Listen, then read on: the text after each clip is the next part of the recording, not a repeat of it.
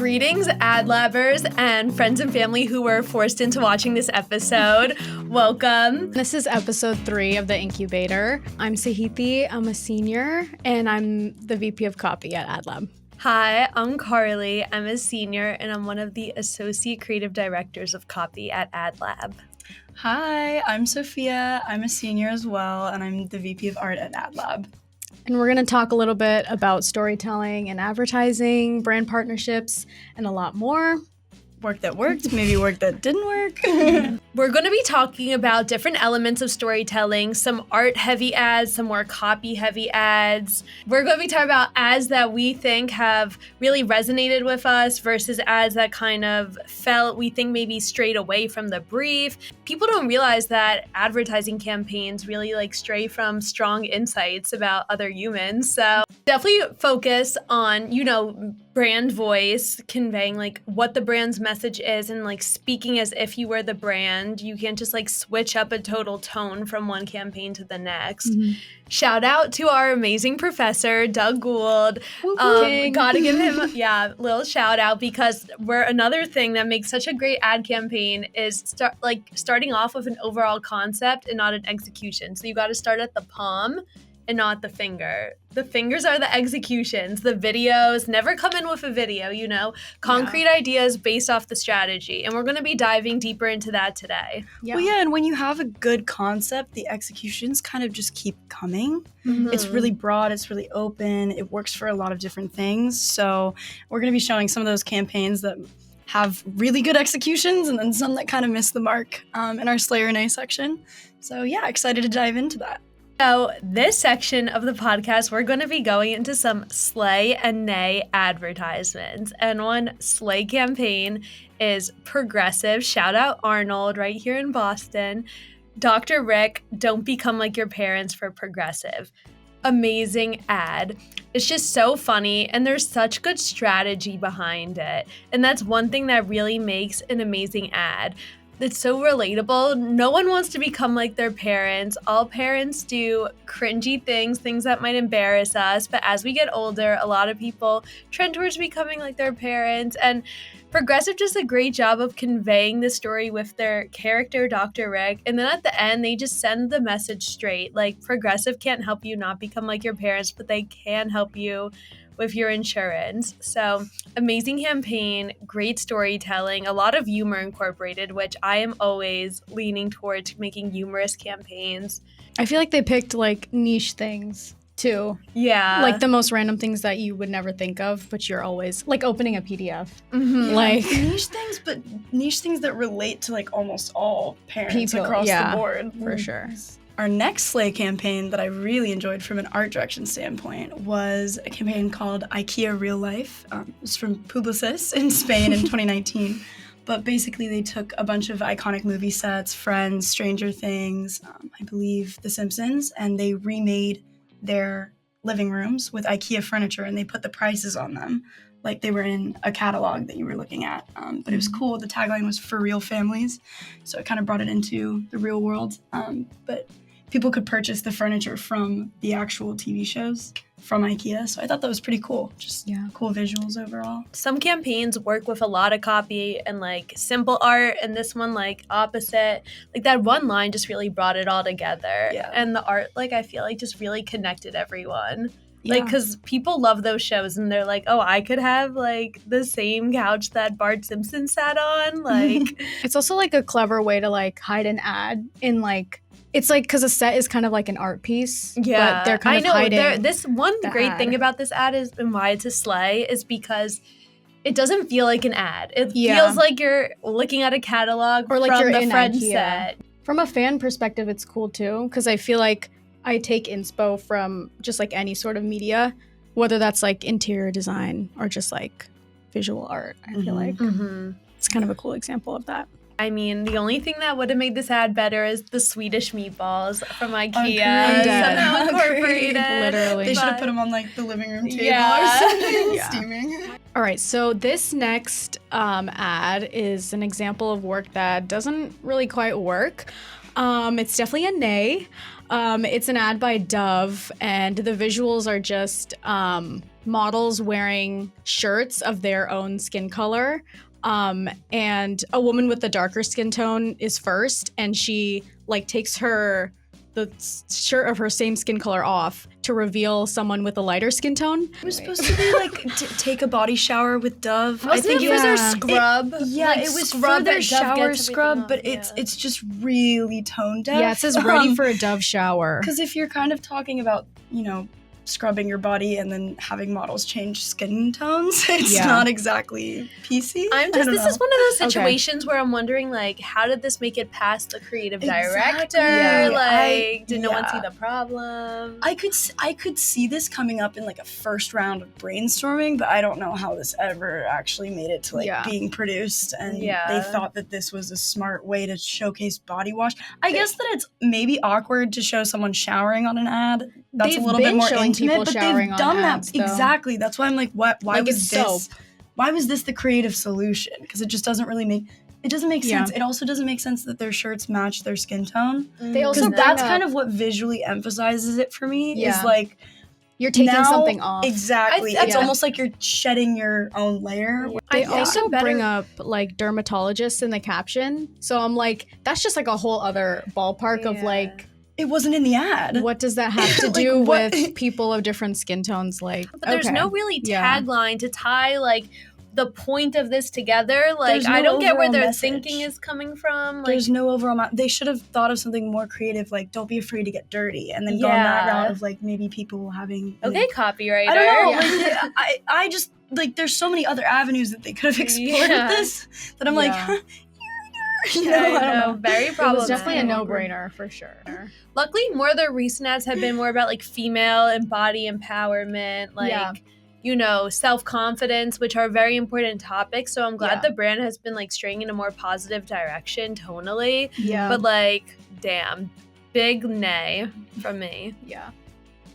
Our last sleigh ad is from DDB Group Germany. In 2019, they made an International Women's Day campaign for Stabilo, where they took 3 large historical photos and they highlighted the women that were in the background. I believe it was NASA mathematician Katherine Johnson, the First Lady Edith Wilson, and then Australian-Swedish physicist Lisa Meitner. I believe I'm saying that correctly.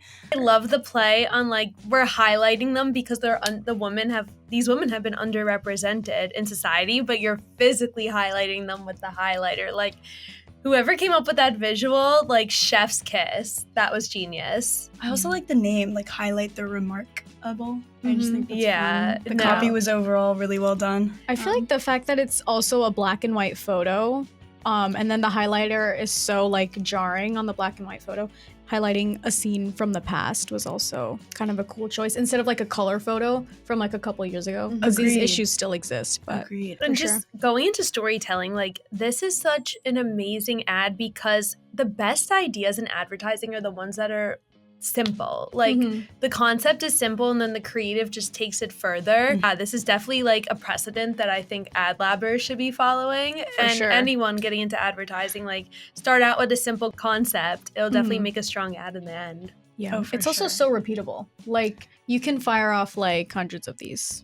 We're going to dive a little bit deeper into why storytelling and advertising is so important. Emotional connection to any art is just like such a huge like motivator in my life, whether it's to like motivating me to make more art like similar to it, or just like I just like resonate with the message that the artist is trying to convey. When we're tasked with like creating campaigns for a Gen Z audience, like we feel that emotional connection even more just because we're a part of the audience. So like the strategic insights like are things that I can apply to like my daily life. Being able to tell stories too that resonate with large audiences is just like the most play-offable aspect of anything, not even just advertisements. You know, stories are what make us human. It's what makes us relatable. It's the most emotional connection that we're going to get. And it's especially effective if you can have a good advertisement that tells a story in, you know, right to zero, design to zero, as few words as possible. Especially with like attention spans diminishing to only like 2 to 5 seconds, you really have a powerful ad when you can get that message across and hit that insight, hit that heartstring, and get people to resonate with the story that you're trying to tell in just 5 to 7 words in a headline, or maybe even just a visual. Like, there was a great Heinz ad that they actually broke design guidelines for recently. I've heard never about supposed that. to blur or smudge the logo, but it was upside down of their ketchup packaging, and they just blurred it because it was like you were shaking the ketchup bottle to like hit it, get it out. But just, it's a visual story in and of itself. So I think the most effective ads are honestly the ones that just resonate with the story in that little of a time. Yeah, definitely. And what I've learned just throughout like taking different courses and building different campaigns is that with storytelling, better to target a niche audience rather than the masses, because then more people could connect to the ads. And a lot of like niche topics are popular among the larger society. Niche topics could like have a widespread effect. I think something else that you mentioned that's important is, staying culturally relevant, but also staying culturally relevant in a timeless way, sort of aiming for those ads that are more universally applicable. When you're coming up with a story idea for an ad, you don't want to make ads that you think like, oh, this would sound good as an advertisement. You want to make ideas that you're passionate about that really connect to the brand. And then, you just got to type. For copywriters especially, I don't know about you, but I go on like 30 pages of just like word vomiting to get my idea there. So I just think it's so important to really make ideas you're passionate about. Like, don't write like you're writing for advertisement. Tinder was like, sometimes one night stands turn into 2 night stands. Shout out Mischief. That was super good. Guest speaker. Just, getting the point across, and like, that's universal to almost pretty much everyone, especially super culturally relevant. I know. With just when the I way was talking things about have like the niche developed. audience, you want to know what I think of? This isn't even an ad, but just like to transition a bit onto the branding side, like Addison Rae's rebrand. She was just trying she was just trying to cater to everyone, another TikTok star, and then now she's like gone into this more niche 2000s type of vibe. So that's like kind of the I know. Never She's anticipated killing her it. to make like the pop star twist. You know what I mean? Yeah. Like aligning herself with like Charlie XCX and Troye Sivan. It was like a crazy career move. Yeah, there's a certain appeal to making a bunch of dance videos, and you watch it for the first 2 seconds, you're like, oh, they ate, and then it never left a lasting impression, you know what I mean? Whereas now her more recent work, she's playing into a very smart audience, she's playing a very smart role. She's positioned herself as, this great pop star that was kind of a complete 180 from what we thought. She's working on her branding, and it's working really well. People didn't expect her to make this switch. Work that works. So exactly, she's working. Yes. No, it's always super important to like stay culturally relevant, and that's exactly what she did, and that's what makes good ads, Yeah. Got to get in with the times, what's going on in society, and just this is like true across all mediums of communications. Like on SNL, I don't know if you guys watched the clip, but they mentioned mooding. Oh yeah. And I'm just like, that the social, like that the writers are on TikTok. So I think just like scrolling on social media, hey, it's like part of an advertiser's job. Yeah. Like I'm working when I'm on TikTok for 5 hours before I go to sleep. Okay, mooding or pesto? Mooding. Okay, agreed. I think what we should be reaching for as advertisers is finding those ways to make ads that resonate at any point in time and are constantly, hitting no matter who they're being seen by and what time they're being seen at. So I know, I think these lines could definitely get blurred when like the brief says cater to a Gen Z audience, because then some advertisers are just like, okay, what's trending? But we need to think like, what's a common like insight that we all share. Yeah. I think on the flip side of that though is like even with Addison Rae's rebrand, like that all happened in a split second. Like someone on the internet had some take that somehow like Addison Rae was cool again and she was camp, and like she is the one that capitalized off of that, and she's somehow like developing like this staying power with their career. And I feel like aligning herself with people like Charlie XCX and Troye Sivan, who've also kind of like honed that niche, is really helping her. But she just as easily could have fell off after one single too. Also an important aspect of association as well. When brands kind of partner with people that either really make sense in an unexpected way, it can really it can really be powerful, or they partner with people that just completely miss the mark. Aubrey Plaza, Mountain Dew. I thought that was really that good. was genius. Having a blast. Like, yeah. Normally that would be such an exciting line, but because she has such a dry sense of humor, it's almost so perfect. No, yeah, her sarcasm fits so well. And the scenarios they put her in, like, what was it, like being in an elevator, like having a blast? Last year there were so many Super Bowl commercials that was just like, okay, let's just throw a celebrity in there, another cameo. This is one, that and the Matt Sarah CeraVe ad. That was fire. I love Michael Cera. I know. Like, you gotta be strategic behind what you're doing. You can't just throw random people in a campaign. Oh yeah, that was a random one though, but it did make sense because his last name was Sarah, and he's so been simple, trending for a while. That's like a unique situation that works. No, just because of the name. I feel like someone must have pitched that as a joke, and then it ended up being one of the best campaigns to come out of last Super Bowl. Especially with the Super Bowl too. Like, you're just trying to grab their attention or make them laugh. Like, the spot costs like $3 million or $10 million. I was gonna say, if you're and paying you have to use it wisely. of $6.7 million for a 30-second there spot, you gotta make every single second count. Yeah. And when I'm doing creative strategy, it's easy to get wrapped up in quantitative insights and looking at data online and trying to find little ways to poke at things, but sometimes it's so hard because we tend to neglect those little qualitative insights as well. Of just, I was talking to some ad labbers and I was like, this is an insight. You can say this in your description. It's a human truth. We all feel like this. We all second guess ourselves. It's just a personal thing, but it didn't come from data, so it almost felt like it was not necessarily as true. And it's important to sort of remember that those are true, and those are almost the best types of insights that resonate with all sorts of people, no matter the data. The data kind of proves it, backs it up. But qualitative insights are so important to telling stories and really resonating with people's personal perspectives as well. Mm-hmm. For sure.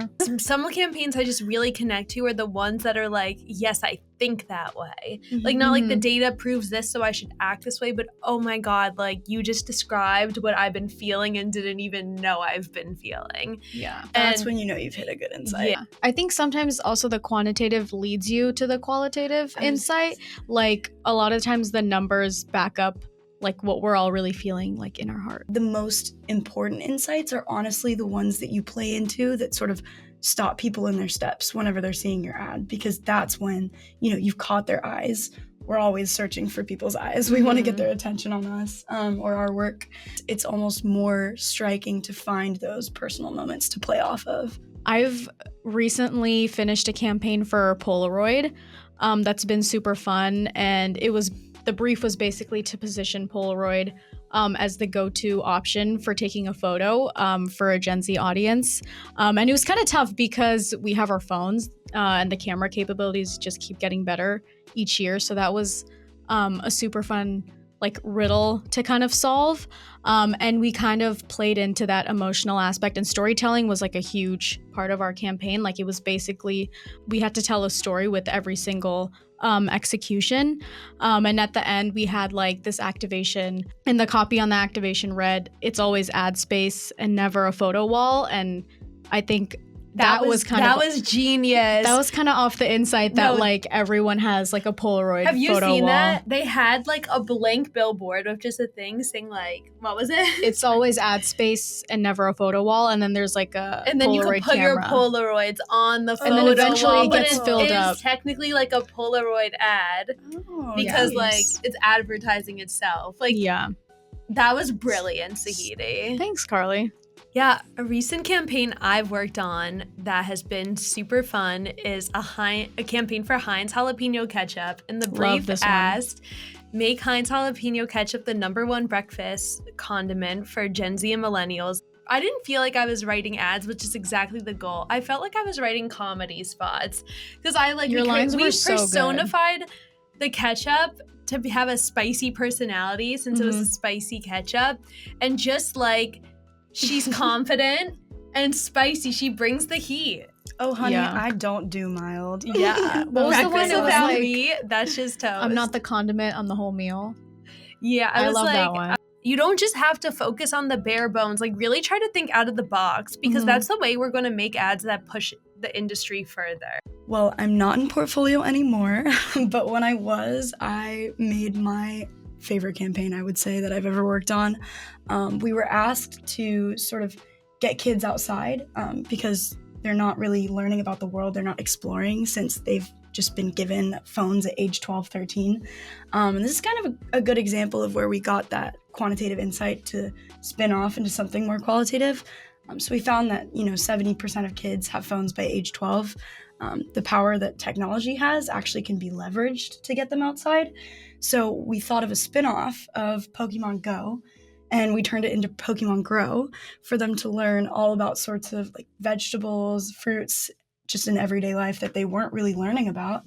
And it was a lot of fun, especially from an art direction standpoint, because it was fun to make new Pokemon characters. We made like a garden class that you could only get on the Pokemon Grow app. And it was sort of geared for younger audiences as well, had parental restrictions just so that it was more conducive to that age group as opposed to, 15 plus. But it was really fun. There was like squash blossom. We made one that's called chili pepper. And then I had two partners, actually two copywriters that helped me work on this project. And we were coming up with like all the cards, the attacks. And it was like Scoville, Scorch, and pepper spray for chili pepper and things like that. So it was just fun to sort of get in the weeds on the actual, design and like build out of it.